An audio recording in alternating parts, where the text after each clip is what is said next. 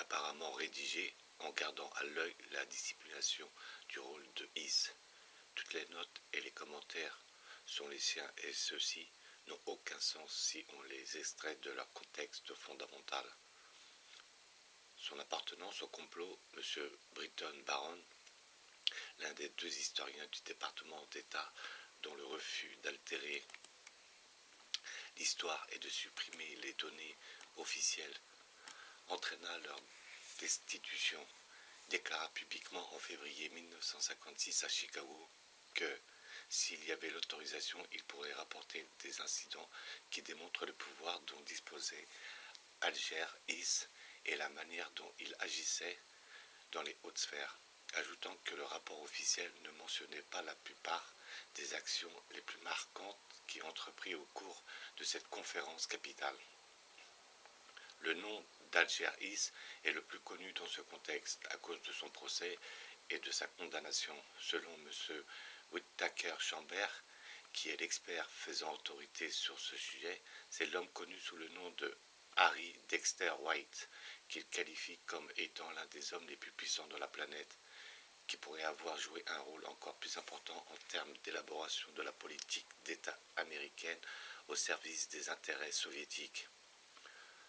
Selon les journaux américains, il n'existe aucun certificat de naissance au nom de Harry Dexter White et personne ne sait d'où il venait. Juste après sa nomination, M. Henry Montgento Jr., le seul membre du cabinet à avoir officié tout au long des 12 années du mandat présidentiel de M. Roosevelt, introduisit Harry Dexter White en 1934 au sein du Trésor des États-Unis.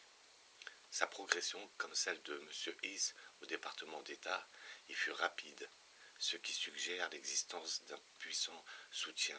Immédiatement après Pearl Harbor, il fut investi des pleins pouvoirs sur tous les dossiers du département du Trésor ayant un lien avec les relations internationales, et il fut ensuite nommé adjoint du secrétaire d'État en personne.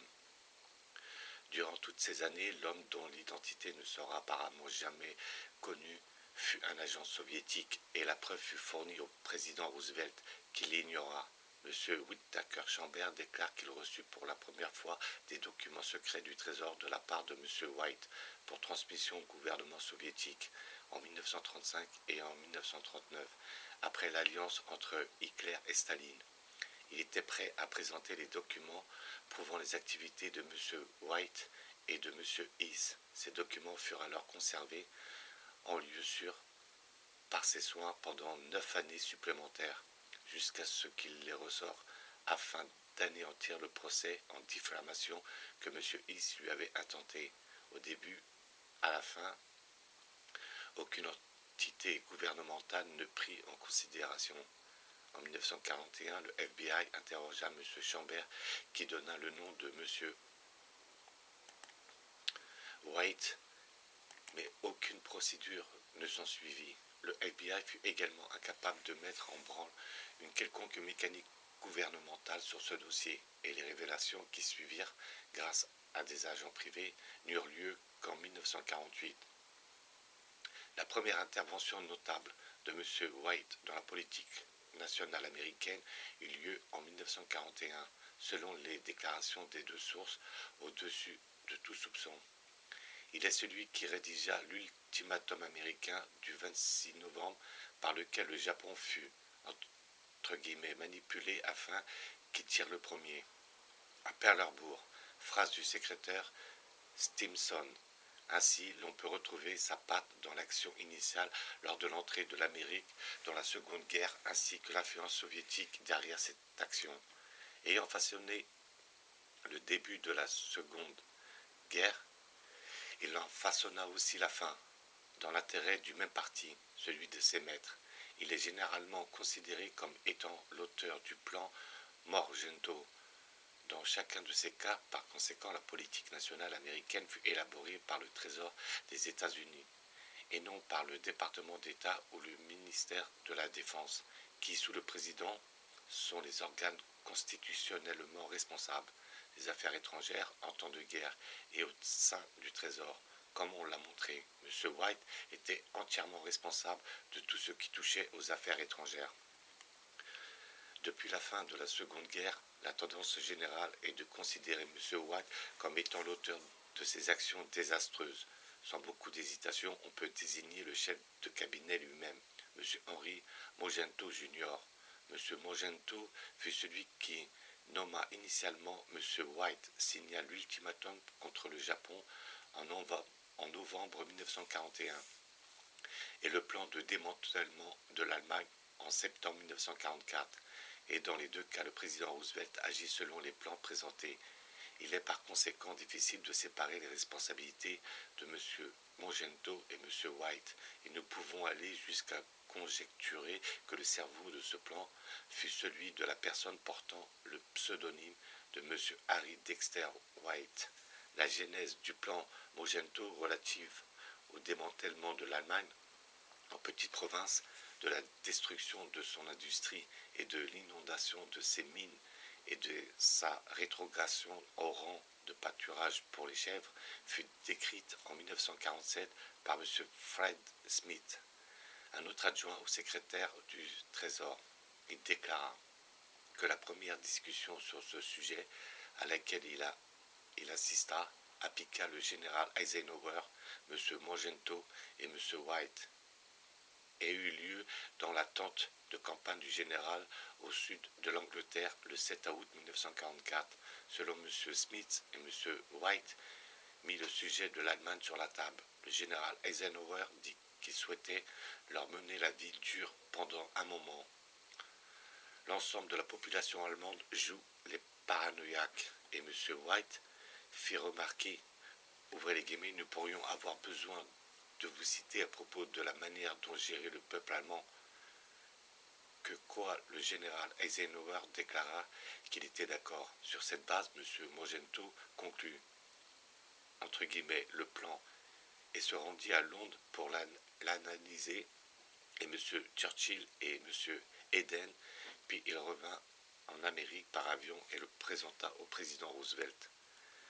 Jusque-là, d'après M. Smith, le département d'État n'était pas informé des activités de M. Mogento dans cette affaire. M. Roosevelt nourrissait apparemment des suspicions et mit en place un comité dédié à l'élaboration du plan, comité au sein duquel les secrétaires d'État de la Défense rejoignirent finalement Mogento du Trésor.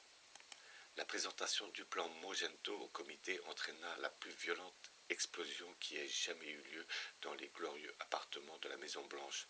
M. Hull et M. Stimson l'attaquèrent violemment. Pourtant, lorsque le président Roosevelt, ouvrez les guillemets, se rendit à Québec pour rencontrer M. Churchill, M. Mogento se trouva être à ses côtés, et M. Hull ainsi que M. Stimson furent laissés pour compte. M. Churchill relate sa surprise à ce sujet, mais ensuite, comme M. Roosevelt, il signa le plan Mogento, qu'il serait peut-être plus approprié d'appeler le plan White-Mogento. Ainsi, le président Roosevelt, malgré les vives protestations de ses hauts fonctionnaires responsables au cabinet, les secrétaires d'État et à la Défense, M. Churchill approuvèrent-ils une paix emplie de vengeance. Les deux hommes s'exprimèrent par la suite en feignant l'incompréhension quant à leurs actes. M. Churchill déclara regretter avoir signé, mais il n'expliqua jamais comment il en vint à ce consentement. M. James F. Barnes remarque poliment qu'il s'agit de quelque chose de difficile à comprendre. M. Roosevelt parla comme s'il avait paraphé par inadvertance un mémorandum interministériel dans le lire. Il déclara avoir cédé aux sollicitations d'un vieil ami respectable, M. Sherwood, ce qui désigne M. Mogento. Il ajouta qu'il était franchement stupéfait et qu'il n'avait aucune idée de comment il avait pu parapher cela. Il l'avait manifestement fait sans réfléchir, M. Stimson. Les populations furent laissées dans la croyance que l'erreur avait été identifiée à temps et que le plan Mogento était abandonné. Les usines ne seraient pas détruites et les mines ne seraient pas inondées. Ceci était un artifice pour faire avaler la pilule. Mais ce n'est pas la vérité. L'esprit de cette paix emplie de vengeance proposée dans le plan de Mogento prévalut. M. Mogento ne réussit pas à faire accepter sa proposition, celle que M. Roosevelt fit en plaisantant à Staline pendant la conférence de Yalta, de faire exécuter par les militaires les grands criminels sans aucun procès. Mais les procès qui eurent lieu restent un déshonneur pour la justice occidentale. La partition de l'Allemagne, qui consistait en fait à la partition de l'Europe, qu'elle soit amie ou ennemie, fut menaçante pour l'avenir qu'un quelconque démantèlement de l'Allemagne en province. Par-dessus tout, en acceptant l'esclavage des travailleurs, l'Occident inversa la dynamique de progrès vieille du XIXe siècle de façon significative. 11 ans après la fin de la guerre, le gouvernement des États-Unis s'abstint de signer une convention internationale proposée par l'Organisation mondiale du travail qui interdisait le travail forcé. Son adhésion fut manifestement entravée par sa signature des accords de Yalta. Ainsi, le fantôme de Harry Dexter White continue-t-il à hanter la scène, car la conformation que cet agent soviétique est associé donnèrent à la politique du gouvernement américain laissa l'avenir de l'Occident plus incertain que jamais. À la fin de la guerre, sa cote de popularité auprès des présidents américains continuait à monter puisqu'il obtient la présidence de la seconde des deux grandes conférences de planification au cours desquelles l'avenir des États-nations devait être immergé dans celui d'un directoire mondial. La première fut la conférence inaugurale des Nations Unies, qui fut présidée par M. Alger Hiss. La seconde fut la conférence de Bretton Woods sur la monnaie, qui permit la mise en place de la Banque mondiale et du Fonds monétaire international. M. White fut l'organisateur de cette conférence pilote et fut ensuite nommé directeur exécutif américain du Fonds monétaire international. Ainsi, au cours de chacune de ces rencontres préparatoires à l'établissement du nouveau directoire mondial, le représentant en chef du gouvernement des États-Unis fut un agent soviétique. Avant que M. White n'obtienne ce dernier mandat, annoncé publiquement le 23 janvier 1946 par M. Harry Truman, successeur de M. Roosevelt, le FBI avait alerté la Maison-Blanche à plusieurs reprises au sujet des activités secrètes de M. White, la dernière alerte ayant pris la forme d'un message spécial envoyé le 8 novembre 1945 au Conseil militaire personnel du président, message dans lequel M. White était spécifiquement mentionné comme étant un agent soviétique et un espion. Après l'annonce publique faite par le président au sujet de la nomination de M. White, le responsable du FBI, M. Edgar Hoover, envoya un ferme avertissement de plus le 1er février 1946, précisant que White, si la nomination était confirmée, aurait le pouvoir d'influencer grandement sur les délibérations relatives à toutes les négociations internationales liées à la finance. Malgré cela, la nomination de M. White fut confirmée le 1er mai 1946. Cette histoire fut rendue publique le 17 novembre 1953 par M. Herbert Brownell, Jr., procureur général des États-Unis. La réponse de M. Truman ne fit pas mention de l'alerte de novembre 1945 et affirma qu'il avait autorisé la nomination de White après avoir étudié la mise en garde de février 1946.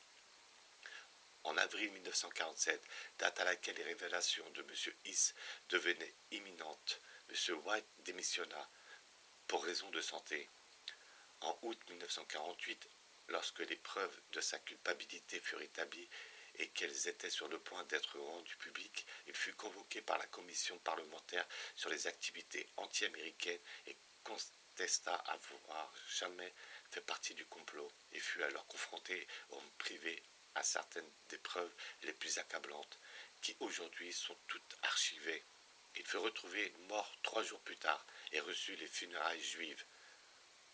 Aucun rapport d'autopsie ne fut enregistré et les circonstances de sa mort demeurent aussi mystérieuses que son identité.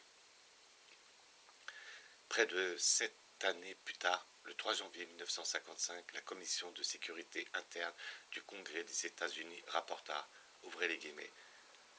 Alger Hiss, Harry Dexter White et leurs associés au sein du réseau communiste infiltrant le gouvernement avaient le pouvoir d'exercer une grande influence sur la politique américaine et sur les politiques des organisations internationales pendant la Seconde Guerre mondiale et les années qui suivirent.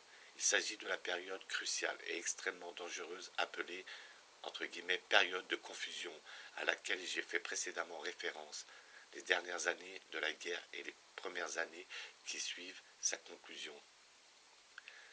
Il avait le pouvoir d'exercer une profonde influence sur la création et le fonctionnement des Nations Unies et de ses agences spécialisées. Ce pouvoir n'était pas limité à leur sphère d'autorité telle qu'officiellement définie. Leur pouvoir était inhérent à leur contact et à leur influence sur les individus les plus haut placés et aux opportunités de mettre en avant ou de dissimuler les informations sur lesquelles les choix politiques de leurs supérieurs étaient basés. Il a été prouvé que Hiss, White et un nombre considérable de leurs collègues qui contribuèrent à l'élaboration de la politique étrangère américaine et de la politique d'organisation internationale pendant des années charnières sont des agents secrets communistes sionistes. Cela pourrait ressembler à la belle fin d'une mauvaise histoire étant donné que dans le passé, la découverte et la publication de telles informations par une commission parlementaire auraient signifié, premièrement, l'ouverture d'une procédure judiciaire et deuxièmement, des actions curatives. En fait, comme je peux en témoigner étant donné que j'ai vécu en Amérique pendant la majeure partie de cette période, l'effet curatif fut très faible, s'il a jamais existé. La raison principale en est que tout le processus d'enquête et de divulgation fut accompagné d'une campagne de presse des plus violentes à l'encontre des enquêteurs et des propagateurs et non à l'encontre des coupables et du complot. Ici, l'histoire de l'ère post-révolutionnaire française et de l'inquisition diffamatoire subie par M. Morse, Baruel et Robinson se répéta. Si à l'avenir un historien devait examiner les pages jaunissantes des journaux de ces années-là, il trouverait des dizaines de milliers de termes injurieux dirigés contre ceux qui initièrent les enquêtes et un recours pour chacun des mots ciblant un membre présumé ou avéré du complot. Il découvrirait les colonnes entières faisant l'éloge de M. Hiss, par exemple, juste à côté de colonnes réprobatrices à l'encontre de M. Winthacker Chambers, l'agent pénitent dont l'acte d'autodéfense entraîna l'inculpation de M. Hiss avec le temps. Ces orages se retrouva au-dessus de la tête du sénateur Joseph McCarthy comme au cours de la décennie précédente. Il avait éclaté au-dessus de celle de Martin Diez jusqu'à ce qu'il soit exclu des sphères politiques et un nouvel épithète fut créé pour manipuler les masses par des répétitions infinies. Le terme macartisme, le fait de solliciter des enquêtes et des recours en justice devint à l'oreille des masses plus répugnant que sédition. En raison de ces événements, le moment le plus important pour l'histoire de l'Amérique d'après-guerre eut lieu en 1954 lorsque le Sénat désavoua le sénateur McCarthy. En 1952, pour la première fois depuis 20 ans, le candidat nommé par le Parti républicain, le général Eisenhower, fut élu. Le retour aux commandes après 2 décennies exalta les républicains et la victoire du général Eisenhower fut largement due à son engagement à éliminer le noyautage communiste du gouvernement, noyautage qui, d'après les différentes révélations, eut lieu pendant le long mandat de Roosevelt et dont son successeur hérita. En 1954, le nouveau président fit savoir qu'il n'appréciait pas les méthodes du sénateur McCarthy et donne ainsi son accord implicite à la motion de censure. En outre, le comité juif américain exigea impérieusement que le Sénat l'approuve, qui fut finalement voté, comme beaucoup avant lui.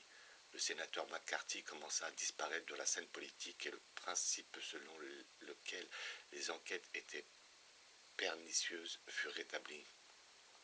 Ainsi, l'électeur américain réalisa que le choix apparent entre les candidats au cours des élections présidentielles ne lui offrait pas de possibilité réelle pour lutter contre la sédition.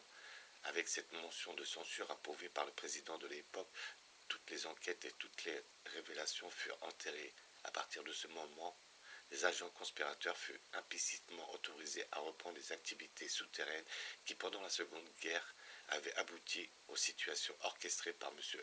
Alger Hiss et Harry Dexter White. C'est cette dimension qui confère à la politique américaine une puissance démesurée et redoutable explosive dans la perspective d'une guerre future. Dans le domaine de la sédition, les érudits acteurs de notre époque jouent le rôle qui leur a été assigné par les protocoles de 1905, ce document majeur d'une conspiration dont les individus tels que Harry Dexter White firent manifestement partie. Le protocole numéro 19 spécifie que lorsque le super-gouvernement sera mis en place, la sédition sera placée dans la catégorie des vols, meurtres et autres sortes de crimes abominables et répugnants. Et il ajoute que nous avons fait de notre mieux pour arriver à ce que les États-nations n'acquièrent pas les moyens de lutter contre la sédition. C'est pour cette raison qu'au travers de la presse et des discours indirectement, nous avons promu le martyre des conspirateurs servant le concept de bien public. Pendant une longue période, M. Hiss fut décrit comme un martyr dans la presse du monde entier, et ce quel que soit le parti concerné. Le sénateur McCarthy, qui avait réussi à acquérir des moyens de lutter contre la sédition, fut présenté comme une brute. Ce contrôle de la presse établi au cours des 2 dernières décennies permet la conspiration de se tenir entre les États-nations et leur volonté d'en finir avec la sédition. Les protocoles de 1905 prédirent, ouvrez les guillemets, nous vaincrons avec certitude nos ennemis, car ils ne disposeront pas des organes de presse au sein desquels ils pourraient exprimer leur point de vue d'une manière complète et définitive. En Amérique, par laquelle aujourd'hui passe l'avenir de l'Occident, le sujet est encore plus complexifié par la présence d'un organe capable de réaliser les interventions drastiques dans ce domaine. La Cour suprême des États-Unis, ayant mandat d'arbitrer sur des questions constitutionnelles entre le gouvernement fédéral et les gouvernements spécifiques des 48 États, traite généralement de points qui, dans d'autres démocraties parlementaires, relèveraient de la sphère législative et non de la sphère juridique. En outre, les membres de cette Cour sont des hommes politiques, c'est-à-dire des membres de partis, pas forcément des juristes professionnels ou des individus ayant suivi une formation en droit. Le danger induit par ce contrôle politique est évident, et il fut illustré par un vote majoritaire effectué le 2 avril 1956, au cours duquel la Cour suprême annula la condamnation d'un communiste dans le cadre de la loi de l'État de Pennsylvanie contre la sédition. Au cours de ce jugement, la Cour suprême estima que le domaine de la sédition relève exclusivement des compétences du Congrès et qu'il n'existe pas de légitimité pour des législations ou des procès menés par les États contre la sédition. À cette époque, 42 des 48 États disposaient de lois contre la sédition et ce jugement, s'il n'est pas annulé par une loi spécifique émanant du Congrès, réduirait considérablement les barrières à la sédition en Amérique émanant des pouvoirs distincts de ces 42 États, ne laissant comme seule défense que l'administration fédérale qui, à plusieurs reprises, au cours des 10 dernières années, s'était révélée être infestée de révolutionnaires. En outre, ce jugement peut être rapproché de l'extrait des protocoles cités précédemment. Enfin, la Seconde Guerre entraîna la renaissance de la Ligue des Nations qui avait émergé de la Ligue d'imposition de la paix. Entre guillemets, cet organe ne fut manifestement jamais une alliance entre nations, mais un instrument de contrôle des nations manipulé par quiconque réussirait à en prendre le contrôle. Les conclusions de la commission sénatoriale citée plus haut témoignent du rôle joué par M. Alger Hiss, Harry Dexter White et leurs associés dans la conception et l'organisation de cette ligue. Leur intention était clairement une intention de la révolution entre guillemets mondiale en accord avec la directive de Lénine et la création d'un super gouvernement annoncé par les protocoles. L'ombre du régime de camps de concentration planétaire plane déjà à travers sa Convention sur les génocides, où l'infliction de souffrance mentale est définie comme un crime contre des groupes indéfinis. Ce qu'il adviendra dépend du succès ou de l'échec futur des États-nations dans leur lutte contre la sédition. Au cours de la Seconde Guerre, comme pendant la Première, tous les plus grands leaders et les élus dictateurs apparurent dès le début comme ayant convenu secrètement du projet de mise en place d'une organisation mondiale à laquelle les États-nations seraient subordonnés. C'était leur projet, non celui de leur peuple, qui ne furent jamais consultés. Aucune nation n'a jamais manifesté le désir de noyer son identité dans une quelconque État mondial dirigé par on ne sait qui. Au contraire, l'amour durable de la nation, malgré toutes les difficultés et toutes les défaites, est le sentiment humain le plus évident qu'ait révélé le XXe siècle, et cela augmentera certainement jusqu'à ce que la manipulation des nations cesse et que l'idée d'annihiler les nations disparaissent. Néanmoins, durant la guerre, les dirigeants libres de tout contrôle public relatif à leurs rencontres, échanges de télégrammes et conversations téléphoniques poussèrent le projet d'un nouvel ordre mondial qui, à la fin de la guerre, se retrouve entre les mains du secrétaire de M. Hiss et M. White. Le biographe de M. Baruch note que M. Roosevelt étudia cette idée bien avant de devenir président, et il choisit le nom, entre guillemets, Nations Unies. M. Baruch fut même le conseiller permanent des présidents, brûlait d'une immense ambition. Le même biographe cite la déclaration qu'il fit à de nombreuses reprises, ouvrez les guillemets, « Bien sûr, nous pouvons sauver le monde ».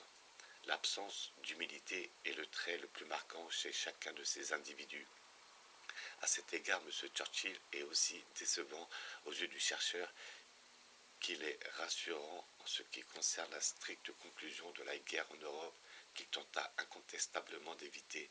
Pour ce qui est de remodeler le monde, il fut aussi incorrigible que tous les autres, et les courageuses déclarations qu'il proféra parfois, ouvrez les guillemets, « Je ne suis pas devenu le Premier ministre de Sa Majesté pour présider à la liquidation de l'Empire britannique », sont difficilement conciliables avec son enthousiasme à l'égard d'un concept basé sur la liquidation à terme de toutes les États-nations.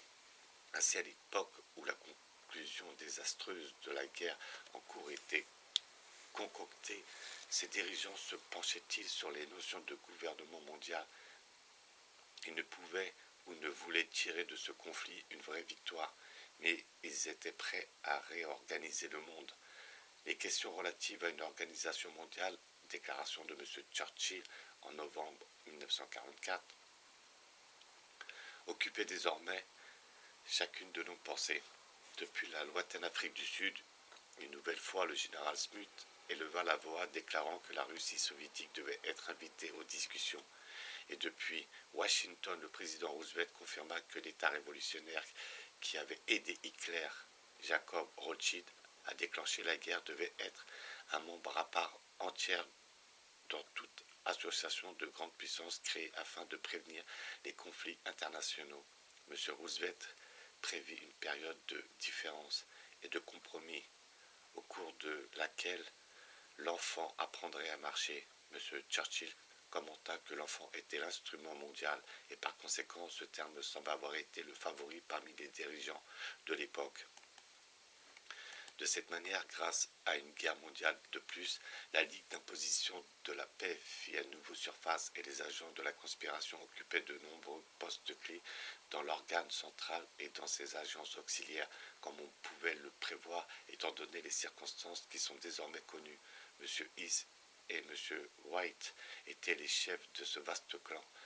La première grande action menée par le nouvel instrument mondial fut dans les faits d'approuver l'annexion de la moitié de l'Europe par les révolutionnaires en intégrant les gouvernements fantoches des pays captifs du communisme au sein de cette organisation. Ainsi, dans tous les domaines, la directive de Lénine au sujet de l'extension de la révolution par une seconde guerre mondiale fut-elle appliquée. Ce ne fut pas le résultat de la volonté populaire. Dans les deux cas ayant eu lieu jusque-là, celui de la Hongrie en 1919 et celui de l'Espagne, où les États-nations eurent la possibilité de combattre le communisme. Celui-ci fut éradiqué. Ce fut le résultat de l'infectation de l'Occident par les membres de la conspiration, de l'interdiction virtuelle des lois anti-sédition sur lesquelles ils parvinrent à influer et du contrôle de la politique, des approvisionnements et des opérations militaires dont ils s'accaparèrent.